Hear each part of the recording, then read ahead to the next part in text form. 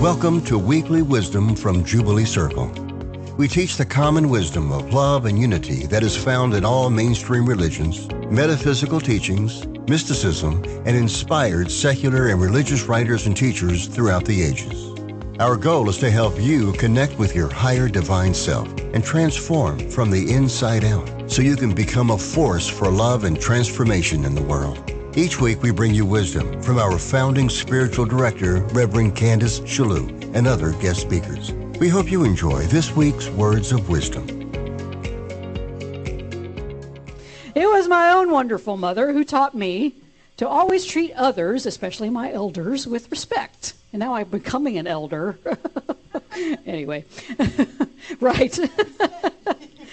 But I learned early on how to say yes, ma'am, or no, sir, yes, sir, no, ma'am, all that. Please, thank you. I was also taught to say I'm sorry when I messed up, and to take responsibility for my own actions. But, those ideas, they seem a little bit old-fashioned and quaint these days, don't they? And this is how I know I'm becoming an elder, because it seems like everybody gets rude, or else it's just me going, get off my lawn. But it seems that rudeness and disrespect are just the behaviors that we're seeing these days, just modeled from the top on down. What has gone awry, in my humble opinion, is that we have forgotten one thing, and that is the inestimable worth of every human being, including ourselves and those we don't like very much at all.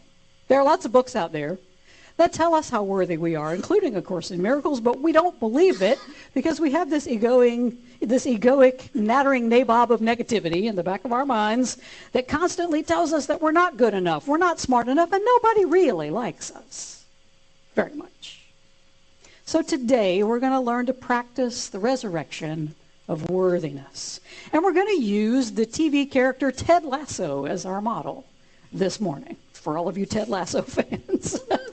But once we can see the world like Ted Lasso does, seeing the worth of everyone and seeing that everyone is worthy of love and honor and support, then all we'll know how to say is, oh yeah.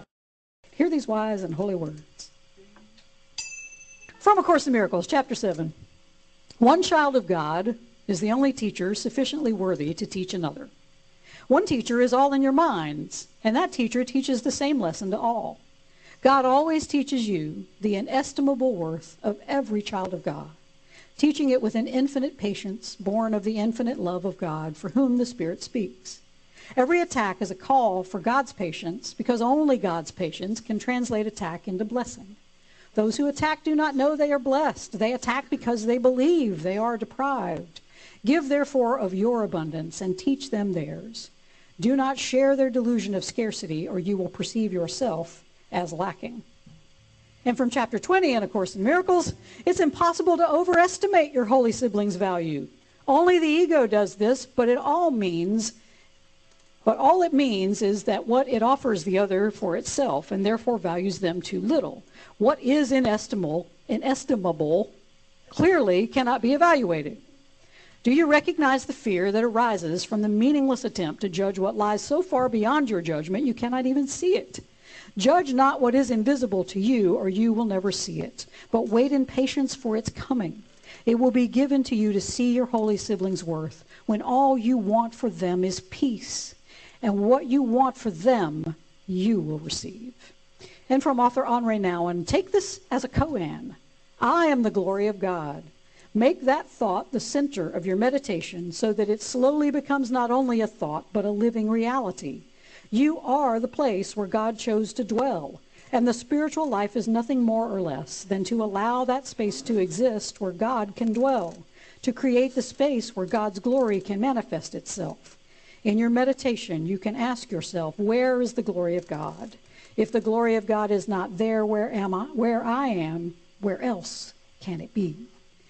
I am late to the party when it comes to watching the Apple TV show Ted Lasso. Beth and I have been so successful in our binging over the past few weeks that we're already up to the most current episode. It took a while, but yeah.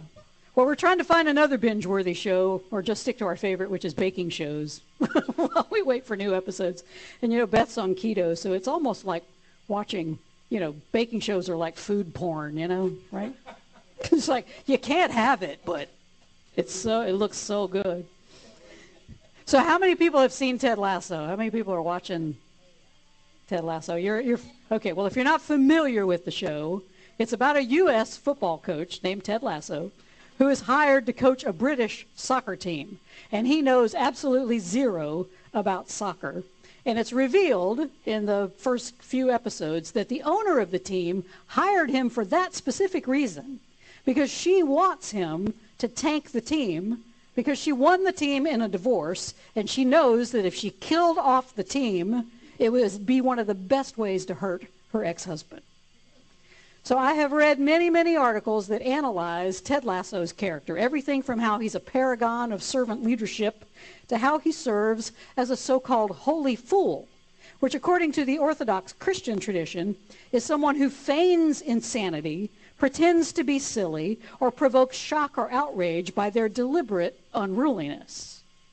I like this characterization of Ted Lasso because unruliness is what makes him such a great role model if we too aspire to become a holy fool. As Tish Harrison Warren writes in a recent New York Times article, the holy fool is a person who flouts social conventions to demonstrate allegiance to God. Holy fools dwell in ordinary secular life, but they approach it with completely different values. Rejecting respectability and embracing humility and love, holy fools are so profoundly out of step with the broader world that they appear to be ridiculous or even insane and often invite ridicule. And yet, she writes, they teach the rest of us how to live. And this jubilance is exactly what A Course in Miracles calls us to be in the world. Holy fools whose only allegiance is to God. And that's guaranteed to put you out of step with the broader world. Those of us who are determined to lead with God's love, shining that divine light within us out into the world, we appear to be kind of ridiculous, sometimes even insane. We're often ridiculed as being Pollyanna-ish or practicing some form of toxic positivity. For those of us, though, who may aspire to be that Ted Lasso brand of holy fool, though, we know better. We know that the truly foolish life is the one that's lived in the egoic world of competition and comparison and division and tribalism and, well, of course, egotism. It's all around us.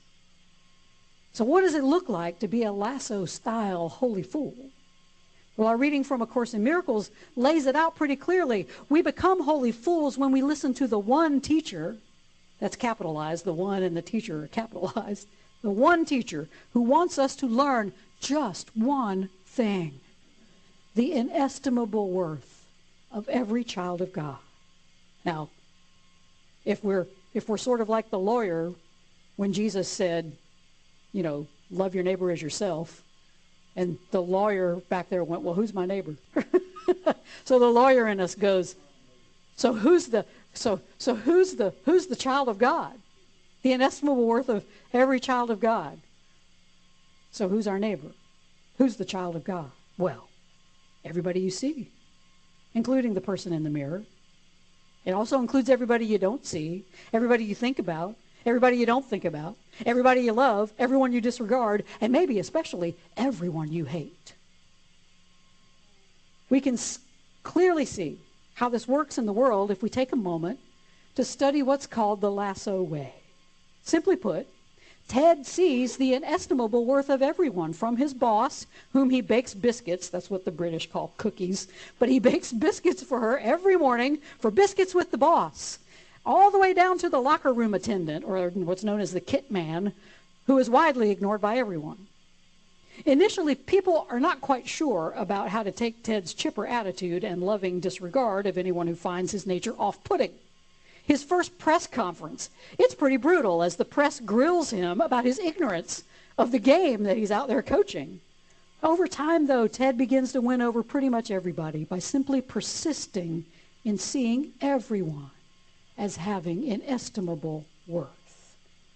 In that persistence, he helped star team members tamp down their own egos and start to collaborate with their team members. He forgave his boss for the manipulative reason for why she hired him, and then helped her to actually begin to care more about the team's success than sticking it to her ex-husband. In addition, he eventually discovered a strategy that helped the team begin to win again after being relegated to a lower division during its first season. This is the effectiveness of a holy fool. As we go against the conventions of the egoic world and eschew competition, comparison, and division, we hold space for others to touch their own holy fool. And when they do that, they will be able to tune into the voice of that one divine teacher that wants to show us how to practice the resurrection of worthiness by only seeing the inestimable worth of everyone we encounter. No matter who Ted Lasso meets, whether they're mean, manipulative, meek, malicious, or merry, he treats them all the same. They always have his full attention. He's always present to them and their needs in that moment. Even when Ted is being personally attacked, he still refuses to attack back, even if his feelings are hurt. We see this dynamic between Ted and the locker room attendant in the first season. Nate Shelley is the kit man, which means he tends to the locker room. He washes all the uniforms and the towels, keeps all the shoes and equipment in top shape.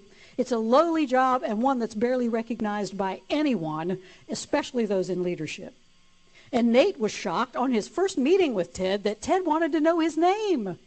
He said no one had ever asked him his name before, especially not the coach. But through their relationship, Nate develops this sense of confidence and self-worth. And it turns out Nate is a strategic genius in soccer. And so Ted nurtures this talent, and eventually Nate is no longer the kit man. He's made an assistant coach. And this is where ego rears its ugly head, because Nate lets that success and his newfound confidence go right to his head. After one of his strategies resulted in a spectacular win for the team, he was lauded in the press as the wonder kid, and his ego is off to the races. He's checking his social media, and he's just scrolling through how wonderful Nate is, how great he is. In one episode, this is all just puffed his ego up so big, he accuses Ted of not appreciating him enough and says some very hurtful things to Ted. And you can see just on the look on Ted's face that he's injured by this, but he never says a word. He doesn't argue back. He doesn't retaliate. And eventually, Nate is named as the head coach of a rival team owned by the ex-husband of Ted's boss. Nate's ego has gotten him there. But it becomes obvious that he misses Ted. This is that nurturing leadership style. And he even tries to replicate it with some of his own staff, with some fairly dismal results. But Nate goes out into the press and he takes these open pot shots against Ted. But Ted understands one of the course's best one-liners. In my defenselessness, my safety lies. Ted refuses to attack Nate. When the press asks what he thinks about Nate, he refuses to say a bad word, publicly or privately. Instead, in one press conference, Ted made a lot of self-deprecating jokes instead of returning attack for Nate's attacks on him. All Ted wants for Nate is for him to be happy and to be at peace with his life. It's what he wants for everyone. As our reading from A Course tells us, this is the key to seeing everyone as being of inestimable worth. It reads, "It will be given you to see your holy siblings' worth when all you want for them is peace, and what you want for them, you will receive." Peace is truly what Ted Lasso wants, not just for everyone, but for himself too. And this, I believe, is the true genius of the show, because out in the world, you see Ted fulfilling that holy fool role, but when he's alone with himself, though, he acts like most of us do. He doubts his own worth, mainly because he's going through a divorce. He's living halfway around the world from his young son. And in those moments alone, Ted wrestles with his own demons that try to keep him in his egoic littleness. So much so he calls himself a work in progress. I think that's something we all should adopt. I'm a work in progress. But even in his own pain, Ted still seeks to act in the most loving ways to those around him, though he struggles to love himself just as much. This, I think, is the deepest lesson that Ted Lasso can teach on worth. We tend to look out into the world, and we see some people as good and others as recalcitrant, transigent. And when we see those recalcitrant people, we do what our society and our religions have taught us to do. We see ourselves in them. We think, well, everybody's got a recalcitrant streak, so I must have it too. That's the byproduct of believing in original sin. Original sin teaches us our original unworthiness. And so we think, like Ted, the only way to overcome this is to act outwardly good and peaceful as a mask for the unworthiness we feel inside. When we get alone, though, the doubts come up. We think the way out is to try to convince ourselves that we're good, that we're the light of the world, and then we can be that in the world. But a Course says that's backwards. If we truly want to see the good in ourselves, to experience our own inherent, inestimable worth, we must first see that in others. The overall principle holds that what we perceive in others is true about ourselves, but we're called to shift our perception from seeing others as recalcitrant to seeing them as originally blessed, as innocent, beloved children of God. And when we see only that blessing and innocence in the people we see around us or think about or hear about, then and only then will we begin to believe that we too are of inestimable worth. So what does this look like in practice? Well, Ted Lasso knows it means meeting people where they are, not wishing that they were where you want them to be. It means treating them as worthy of your deepest love and reverence. Again, Walmart can be your cathedral if you so choose, because it's a great place to go and practice seeing the inestimable worth of everyone by seeing them through the eyes of the holy. Through those eyes, all you see are holy siblings buying toilet paper and bananas and eggs and other items. They're walking around disguised as regular human beings with all their shortcomings and their doubts and their fears and their worldviews, each one just trying to figure out why they're here and how best to find what we all want: love, joy, peace, security, a sense of purpose for all this.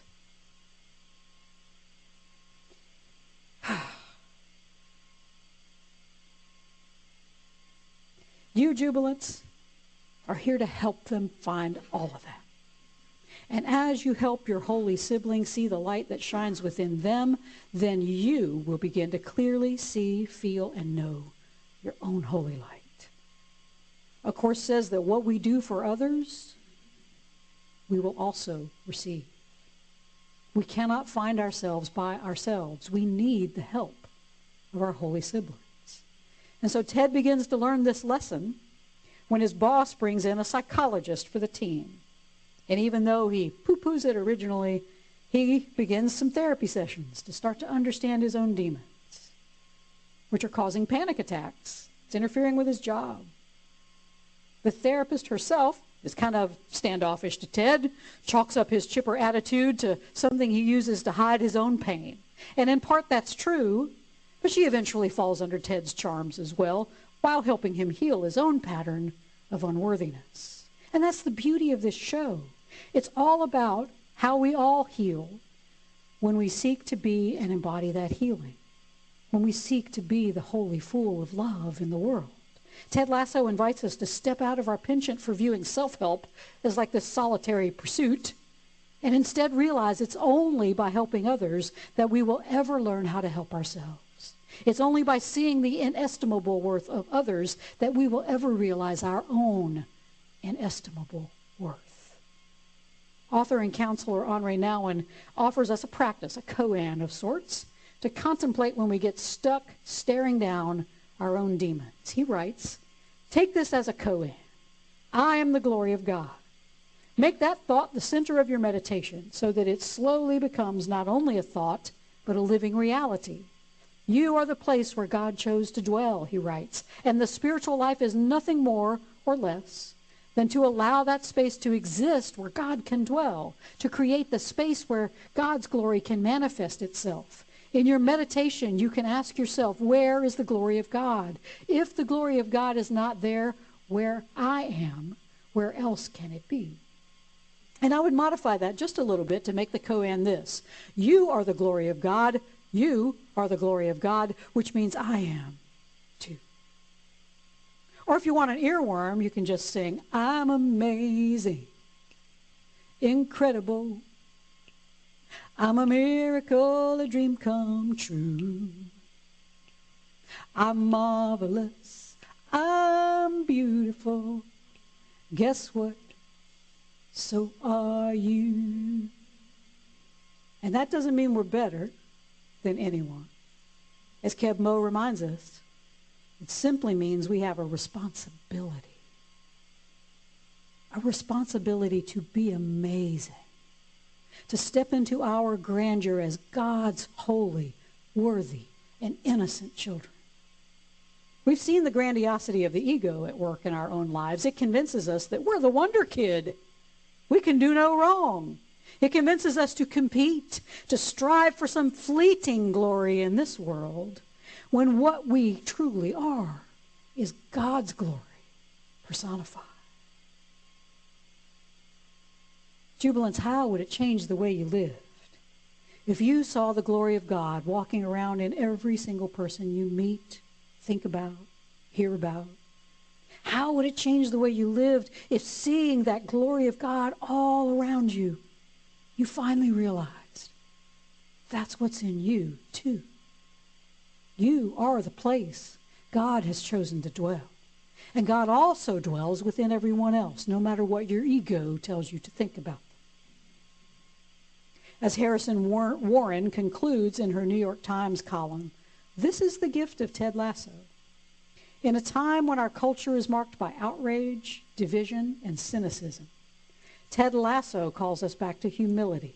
He asks us to lighten up a little, to not take ourselves so seriously. In doing so, he reminds everyone he encounters, including us watching at home, of our shared humanity, and I would add, our shared divinity. We are all, she writes, in the end, not winners or losers, successes or failures, pure heroes or villains, but people who long to be known, loved, and delighted in. Isn't that what we all want? Just to be known, to be loved, to be delighted in. And if you want that, the only way to get it is to give it away. Course in Miracles says thoughts never leave the mind of the maker. We just extend it. A miracle is us extending that love. And if you want to be known, if you want to be loved, if you want to be delighted in, that's how you treat every person that crosses your mind, that crosses your path. Because when we can embrace our own Ted Lasso and seek to know, love, and delight in everyone we meet, everyone we think of, that's when the whole world gets to say, oh yeah.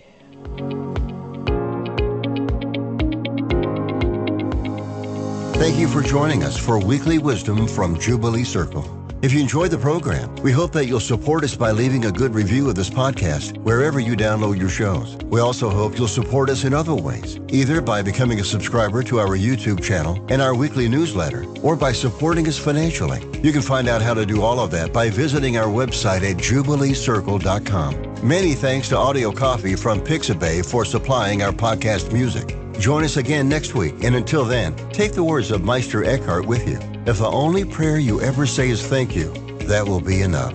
We thank you for your time and wish you the kind of week that'll leave you saying, oh yeah.